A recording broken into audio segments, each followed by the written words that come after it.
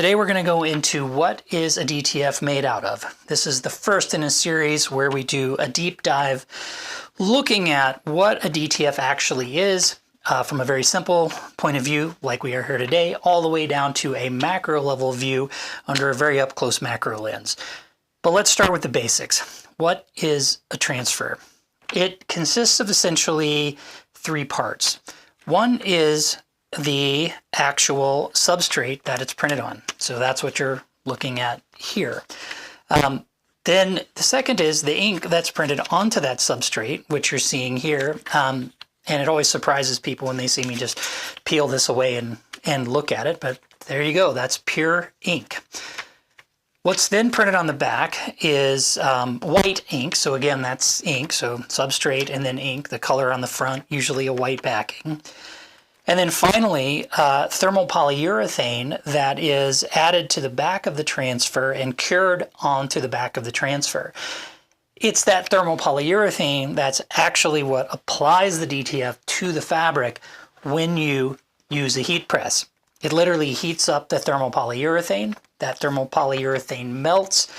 It flows into the underlying fabric.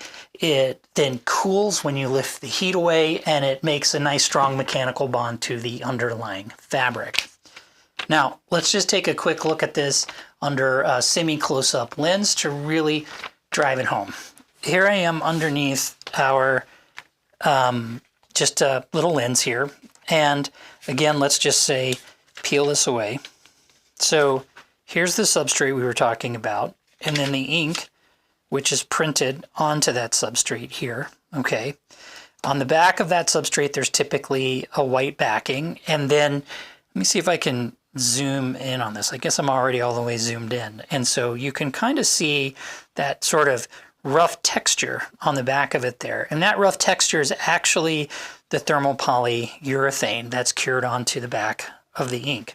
Now, one thing to point out about thermal polyurethane is that what that is actually a subset of the plastics family. And the thermal in the thermal polyurethane you can think of as just, it's the thing that indicates that you can heat it and cool it back down and heat it and cool it back down.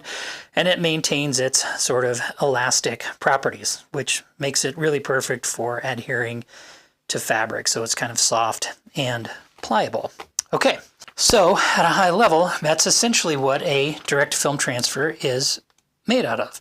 It is your substrate that you print on with the release agent there to let it go easily. It's the ink that's printed directly onto that, the white backing, and then the thermal polyurethane cured to the back of that to ultimately adhere to the fabric. All right, hope that was helpful. In the next videos, we're going to actually take a close-up look at this underneath a macro lens so you can get a really dialed in view of what we're talking about.